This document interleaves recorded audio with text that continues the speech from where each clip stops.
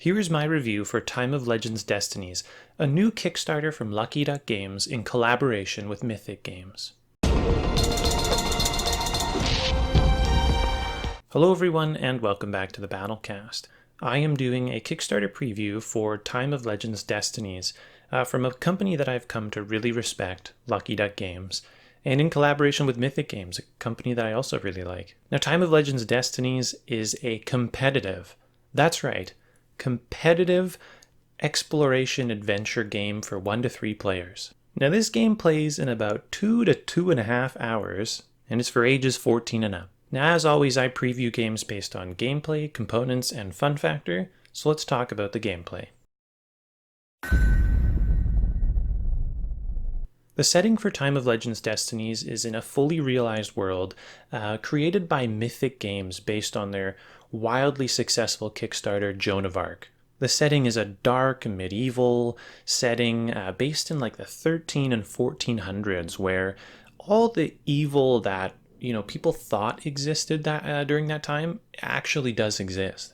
Now, Destinies uses a hybrid system of having an app act as kind of the game master, but it also includes several physical components like rolling dice and miniatures and locations and, upgrading character sheets, etc. Now, each scenario in Destinies kind of poses this overarching goal for all the characters to complete, but each character has their own sort of unique objective or spin on completing that overarching mission.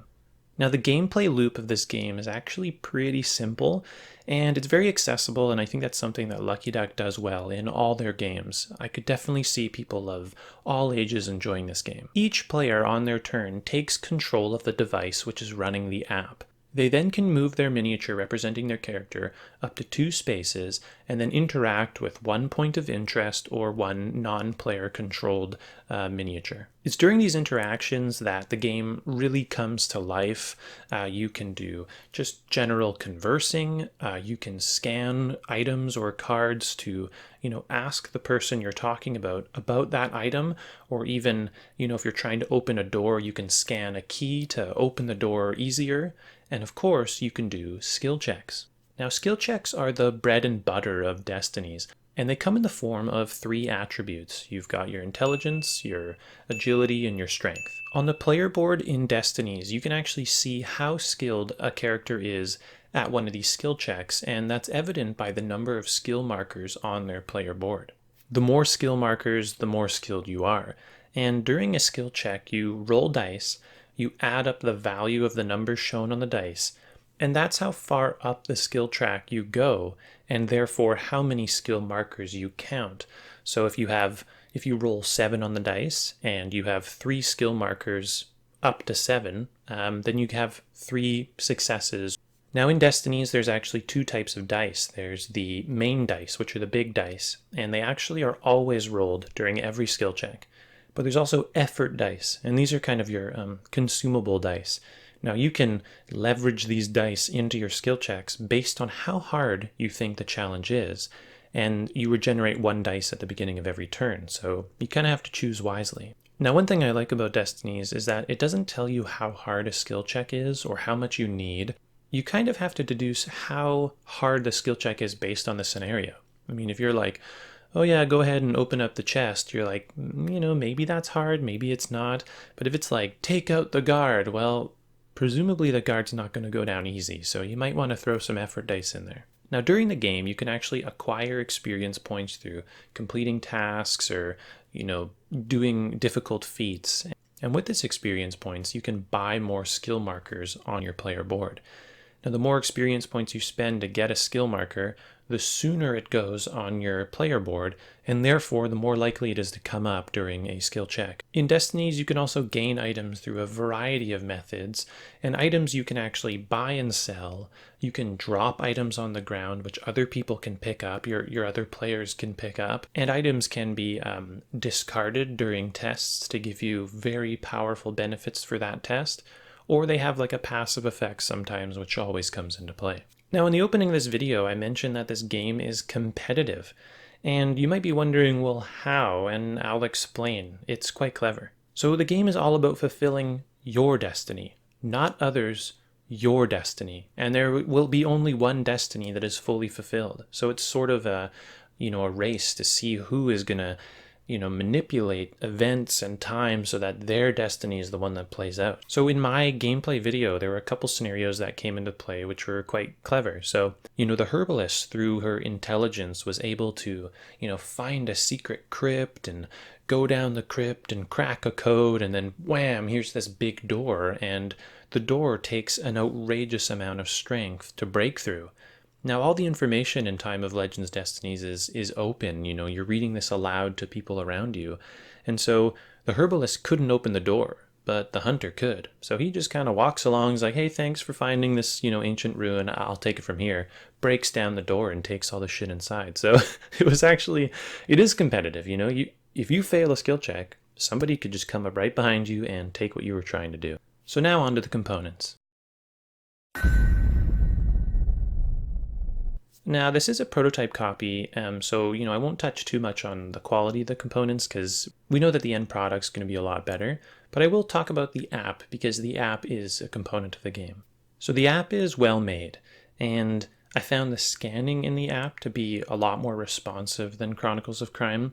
I mean, obviously, Lucky Duck has had some time to kind of improve upon their scanning system, maybe, start from the ground up. And also the scanning of items and characters is a lot less relevant in this game. It does come into play, of course, but it's, in Chronicles of Crime, it is the game. Whereas in this game, it's an aspect of the game. And I actually think that plays well because the scanning sometimes can be a bit finicky. And like, what if your camera can't focus? And what if you're playing with someone who's older and they don't get it? So I think that's good. The item design in this game is really clever.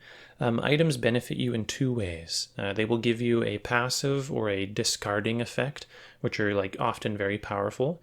But then every item gives you extra skill markers. And, if an item's really good, the skill marker will show up sooner on the skill marker track. So the writing in this game is fine.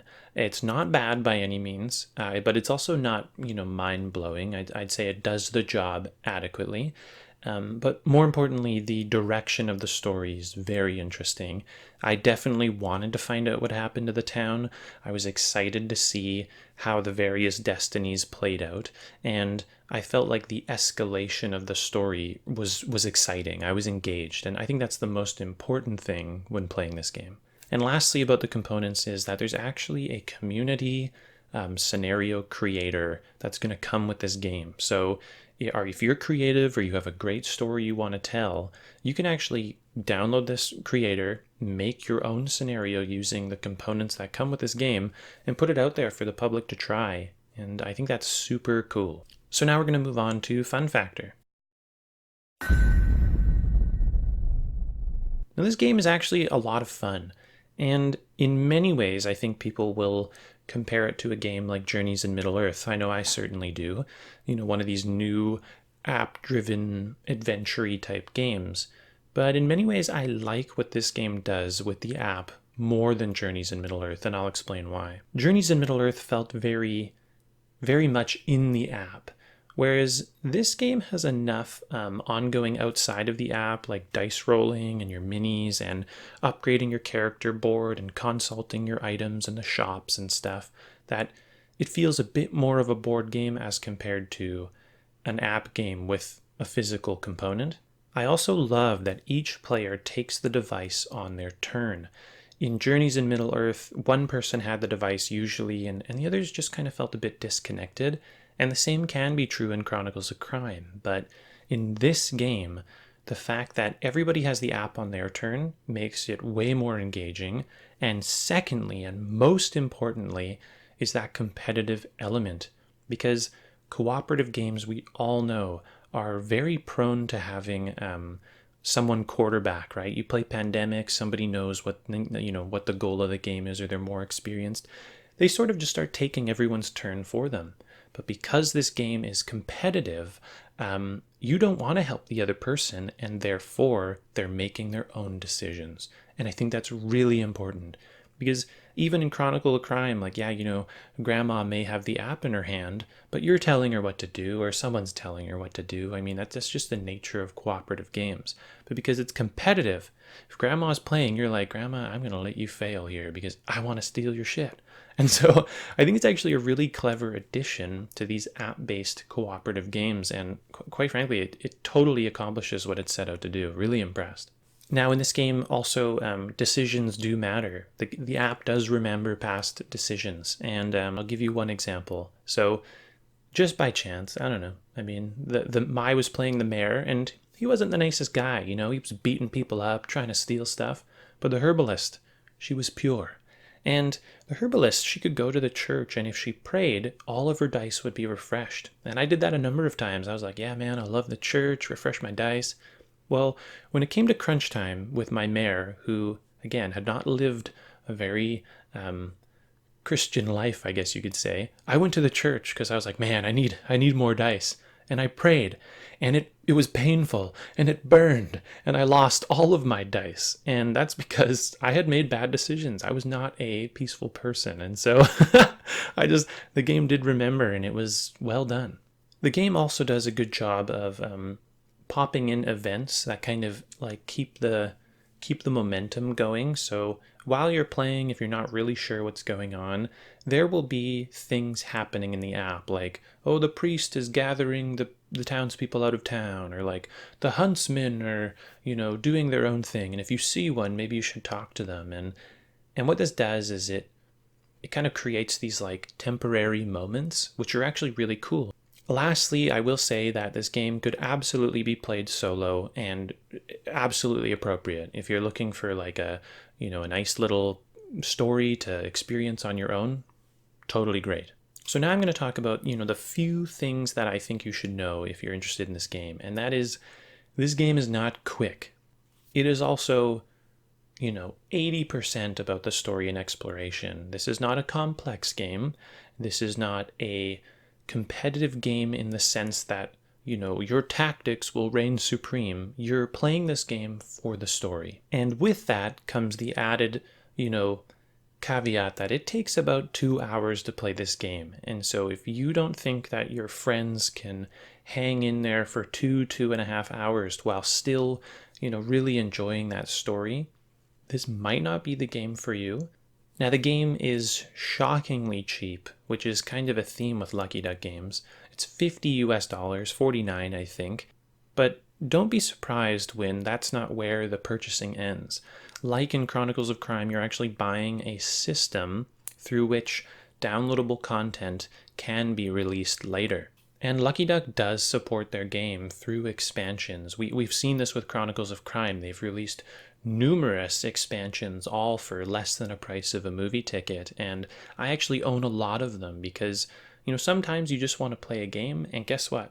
For $5, you can get a 2-hour experience with your friends, and you don't need anything new. You have it all right there. So there is my preview of this game. I think if you're looking for a engaging and very easy to learn, very easy to set up game, based on its rich story and adventure, this is definitely a game for you. This is absolutely the definition of a smaller footprint, huge experience game. And I think it was really well done by Lucky Duck and Mythic. I'm sure this IP will have, a bright future ahead of it. So I hope you enjoyed this review here on the BattleCast. Thank you so much for watching, and I'll see you next time. Thanks for watching. I hope you enjoyed the video. Please consider supporting the channel by liking this video or subscribing to the channel, and especially hitting that bell icon. Feel free to leave comments in the comments section below. I love talking with you guys. Until next video, I'll see you then. Thanks.